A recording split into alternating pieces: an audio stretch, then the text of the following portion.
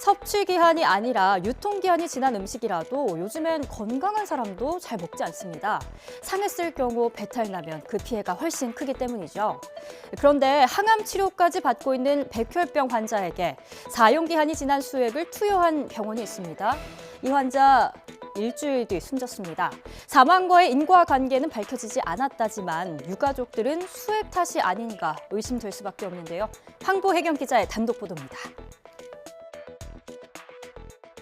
지난해 5월 급성 백혈병을 진단받은 21살 정모 씨.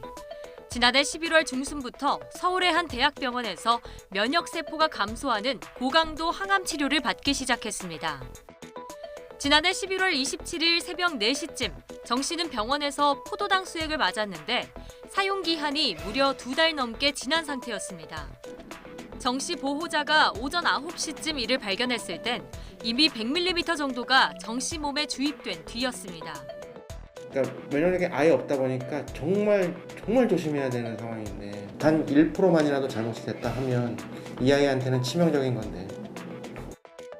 고열에 시달리던 정 씨는 일주일 뒤 폐혈증 증세를 보이다 숨졌습니다. CRE균, 즉 카바페넴 내성 장내 세균에 감염된 겁니다. 병원 측은 사용기한이 지난 수액을 맞게 한 사실은 인정했습니다.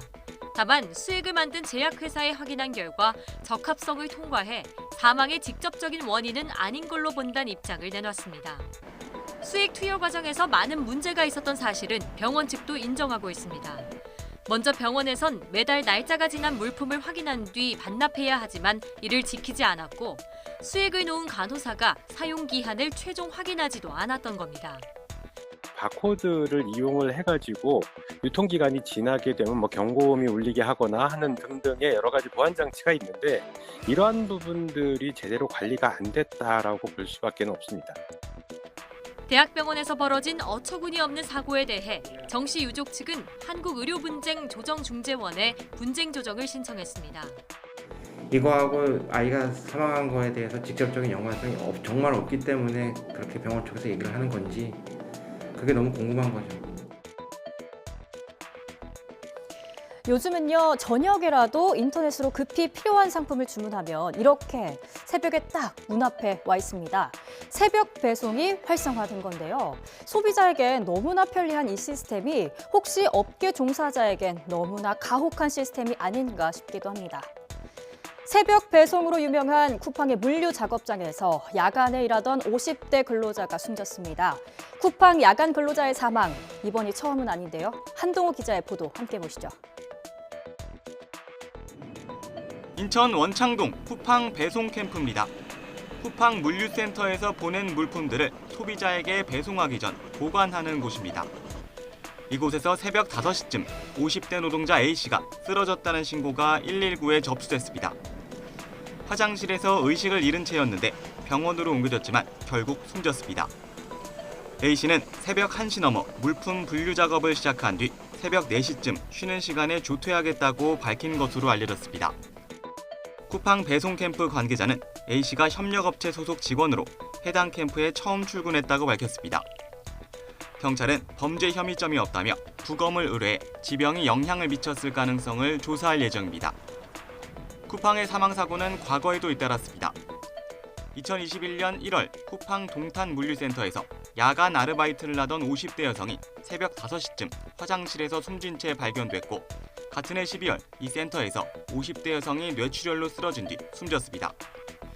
2020년 10월 쿠팡 70 물류센터에선 야간 근무를 하고 귀가한 20대 남성이 숨졌는데 이후 근로복지공단에서 산업재해가 처음으로 인정됐습니다.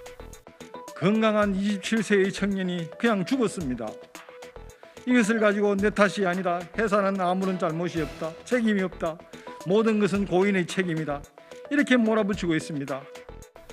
물류센터가 아닌 다른 곳에서도 사망사고가 이어졌는데 2021년 3월 서울 송파 배송 캠프에서 새벽 배송을 담당하던 40대 노동자가 숨졌고 그보다 1년 전 경기도 안산에선 40대 노동자가 새벽 배송을 하다가 숨졌습니다.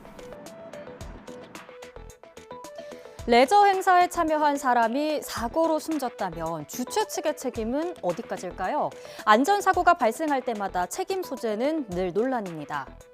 강원도에서 레저보트가 전복되면서 장애 청소년이 물에 빠져 숨지는 사고가 있었습니다. 당시 10명이 빠졌는데 이 장애 청소년 1명이 남아있다는 걸 확인하지 못해서 구조에 실패했습니다. 경찰은 레저업체의 과실치사 책임을 물었는데요. 행사를 주최한 장애인체육회는 입건하지 않았습니다. 홍성욱 기자입니다. 사고는 지난해 7월 발생했습니다. 장애 청소년 레포츠 캠프 중 참가 학생과 장애인 체육회 직원 등 10명이 탄 보트가 전복됐습니다. 업체 직원이 물에 빠진 사람들을 구조했지만 학생 1명이 보트에 남아있다는 것을 뒤늦게 알아차렸습니다. 나중에 확인해 보니까 다시 세보니까 1명이 없는 것을 이제 뒤늦게 이제 확인을 했다는 겁니다. 잠시 뒤 18살 A군을 찾았지만 의식을 잃은 상태였고 병원으로 옮겨졌지만 결국 숨졌습니다. 아이들 해봐야 10명 정도 탄 이 사고에서 어느 한 분도 인원 파악을 제대로 못했다라는 점, 이 부분은 분명히 이 기관에서는 분명히 책임을 져줘야 된다고 좀 생각을 합니다. 경찰은 레저업체 대표를 과실치사 혐의로 입건해 사건을 검찰로 넘겼습니다. 하지만 장애인 체육회에는 아무 책임을 묻지 않았습니다. 수사를 벌인 춘천경찰서는 사고를 낸 건 보트를 몬 업체 대표라며 장애인 체육회가 행사를 주최했더라도 사망 사고와 관련해 책임이 없다고 판단했다고 밝혔습니다.